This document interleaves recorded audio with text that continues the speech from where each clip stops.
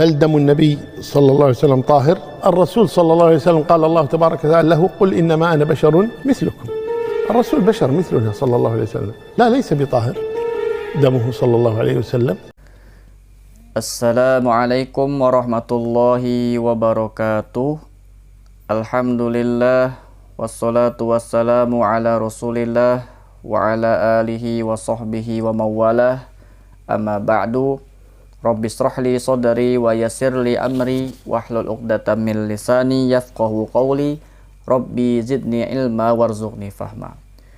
Sahabat pencari bekal akhirat, saudara-saudaraku, para pecinta Rasulullah Sallallahu Alaihi Wasallam, dan para subscriber channel ini yang saya muliakan.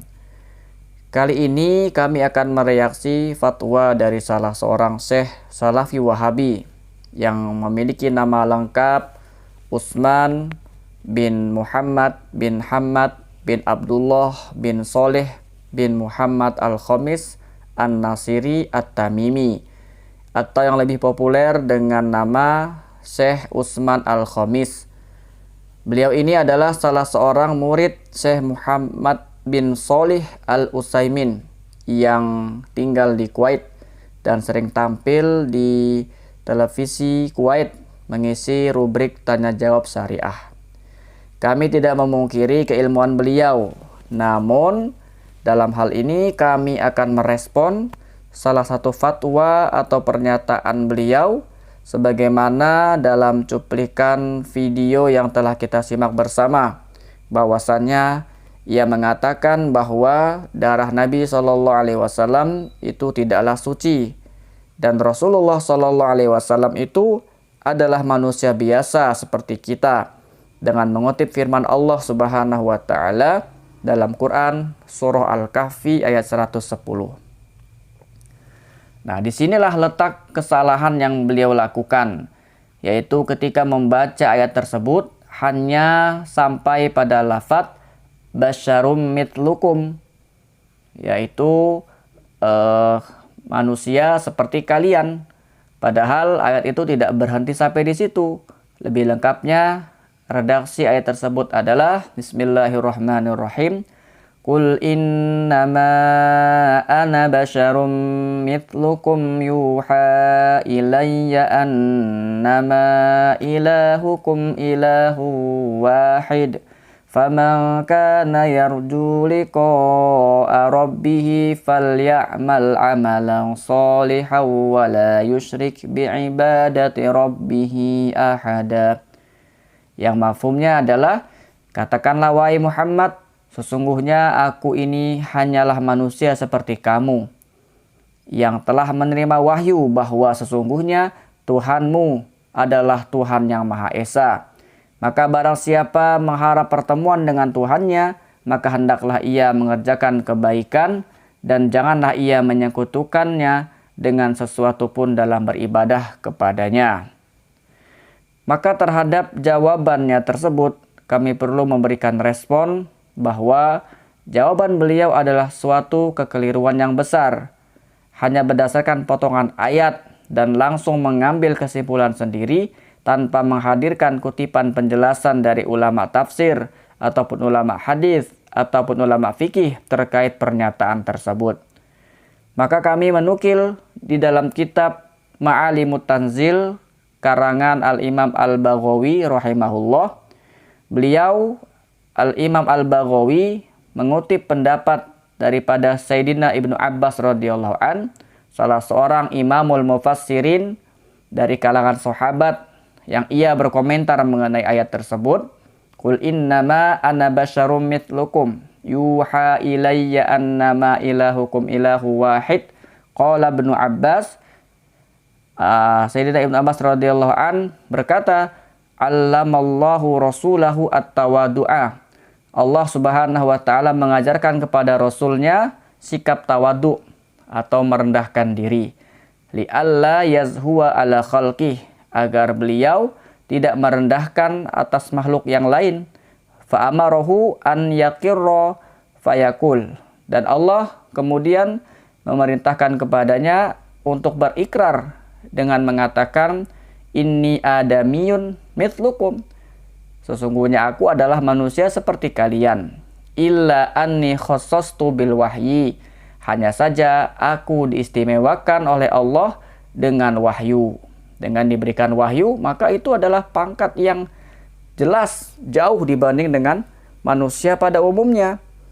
Wa akramani Allahu bihi yuha ilayya annama ilahukum ilahu wahid la syarikalah. Dan Allah memuliakanku dengan diberikan wahyu kepadaku bahwasanya Allah menyatakan annama ilahukum ilahu wahid. Sesungguhnya Tuhan kalian adalah Tuhan yang esa, yang tidak ada sekutu baginya. Nah, walaupun dalam ibrah tersebut ada redaksi li'alla yashuwa ala khalqi, yang artinya agar aku tidak memandang rendah kepada makhluk yang lainnya, maka jelas Nabi Muhammad SAW itu dijaga oleh Allah atau memiliki sifat maksum, ya, terjaga daripada sifat sombong atau merendahkan makhluk yang lain.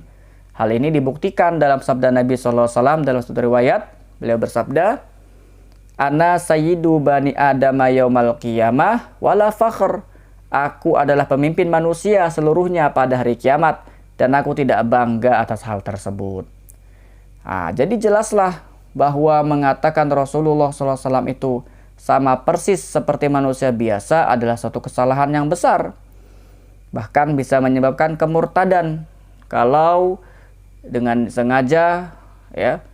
Nah, ini berbahaya karena begitu banyak keistimewaan yang Allah berikan kepada beliau sallallahu alaihi wasallam, seperti pangkat kenabian, ya, dengan wahyu tadi, kemudian mukjizat-mukjizat dan keistimewaan lainnya.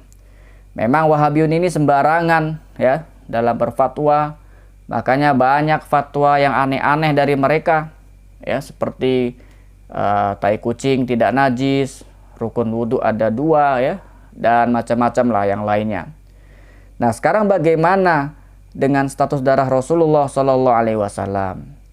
Maka dalam hal ini kami akan jawab bahwa darah Nabi Sallallahu Alaihi Wasallam adalah suci berdasarkan satu riwayat bahwa Sayyidina Malik bin Sinan, yakni ayah daripada Sayyidina Abu Sa'id Al-Khudri radhiyallahu anhuma, dalam perang Uhud telah menelan darah Rasulullah SAW yang keluar dari luka di pipi beliau, sebagaimana tercantum dalam kitab Ar-Rahiqul Maktum karya Syekh Sofiyur Rahman Al-Mubarakfuri, bahwasanya wamtasso Malik bin Sinanin walidu Abi Sa'idin Al-Khudri ad-dama min wajannatihi sallallahu alaihi wasallam hatta anqahu faqala matjihi, ya, faqala wallahi la umatjihu thumma adbara yuqatilu faqala Nabi sallallahu alaihi wasallam man aroda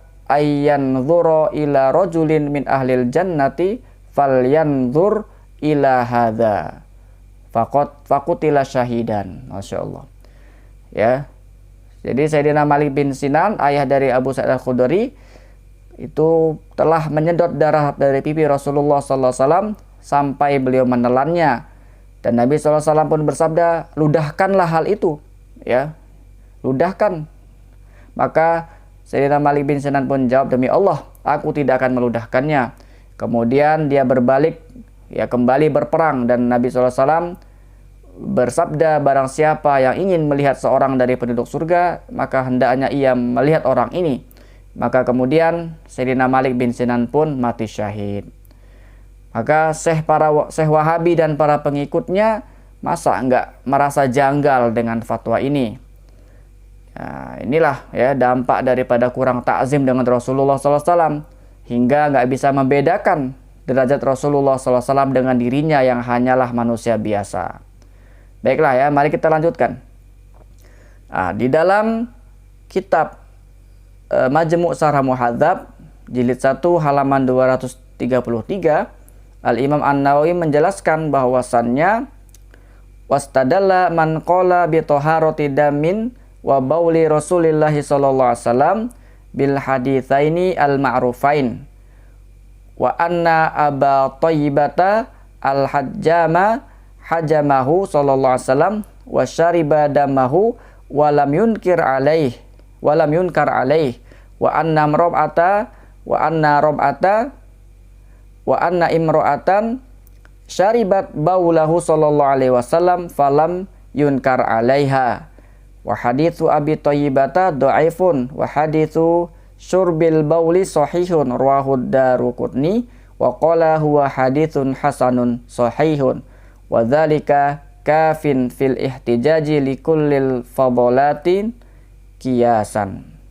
Yang artinya ulama menilai kesucian air seni, ya, air kencing dan darah Nabi SAW dengan menggunakan dua hadis yang telah dikenal sebagai dalil, yaitu hadis sesungguhnya Sayyidina Abu Thayyibah, salah seorang ahli bekam yang pernah membekam Nabi SAW dan kemudian ia pun meminum darahnya, sedangkan beliau SAW tidak mengingkari tindakan Abu Thayyibah ini. Dan selanjutnya Al-Imam An-Nawawi menjelaskan bahwa hadis Abi Thayyibah ini dhaif, namun hadis yang menjelaskan tentang meminum air seni Nabi SAW adalah sahih, sebagaimana yang diriwayatkan oleh Al-Imam Daruqutni. Ia berkata bahwa hadis tersebut adalah hasan sahih. Imam Nawawi berkata bahwa hadis tersebut cukup sebagai hujjah untuk setiap hal yang keluar dari tubuh Nabi SAW adalah suci. Inilah bantahan kami terhadap fatwa Syekh Utsman Al-Khamis Al-Wahabi. Semoga mencerahkan. Wallahul muwaffiq ila aqwamit thoriq. Wassalamualaikum warahmatullahi wabarakatuh.